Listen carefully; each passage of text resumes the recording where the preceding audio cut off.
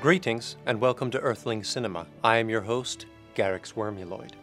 This week's artifact is Inception, starring hunky Renaissance painter Leonardo DiCaprio, and directed by his friend Chris. The film follows a human named Cobb, who uses a cybernetic briefcase to get inside people's dreams and steal their brain goo. The only problem, Cobb's ex-wife Mal is always showing up and harshing his mellow. Typical mental projection of a woman. But extraction is not enough for Cobb and his bros. The next big thing is Inception, or planting an idea in someone's head, which is impossible for a species that can barely process ideas. But these guys want to do it anyway, since they don't give a F. And because a rich guy is paying them to. They assemble a crack team. The jock, the nerd, and the nerd.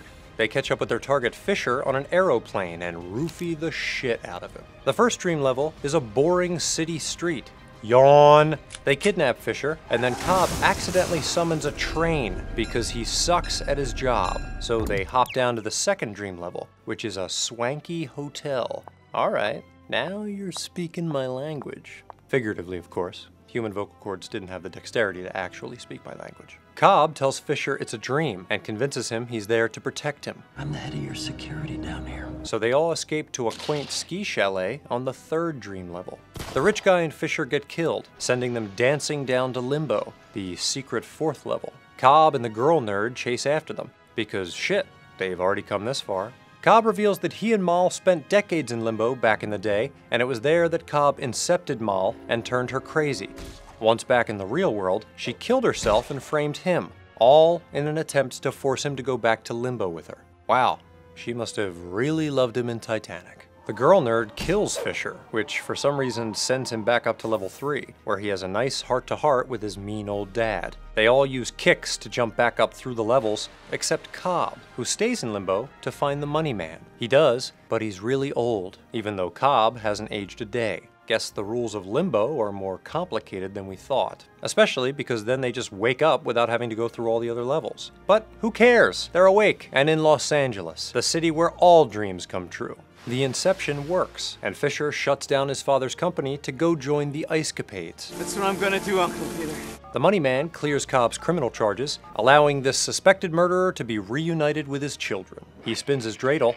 Oh yeah, there's a whole thing. But the movie ends before we can find out whether he wins any Hanukkah gelt. Inception explores the labyrinthine world of the human mind, so naturally it is very simplistic and easy to unpack. One important idea is dreams versus reality. You're dreaming?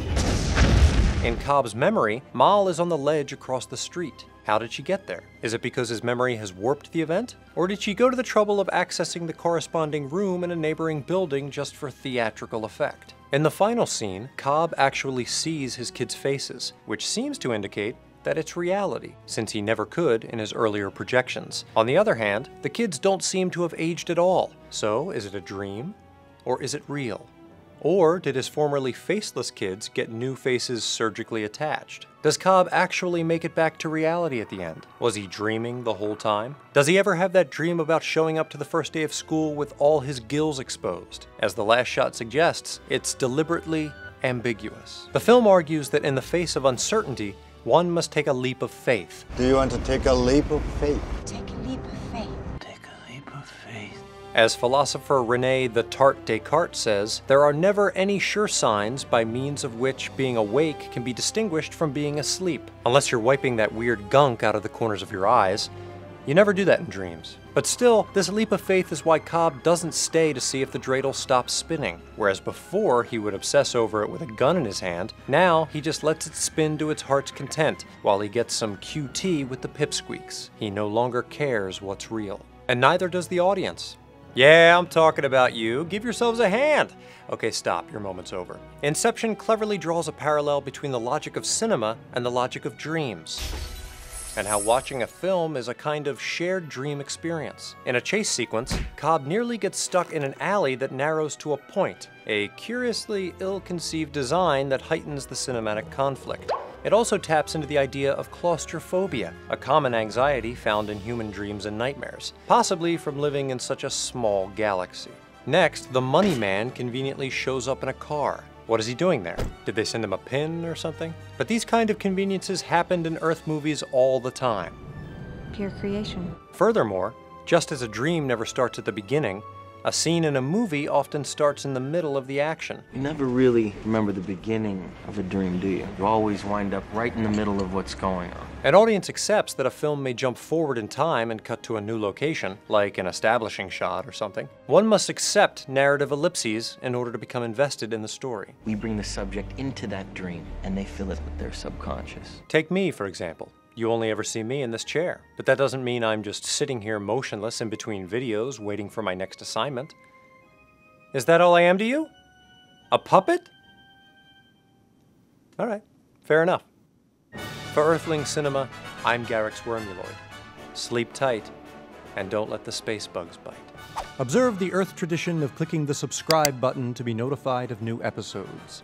More artifact explorations are around the corner, including The Hunger Games, There Will Be Blood, and all 5 seasons of Breaking Bad.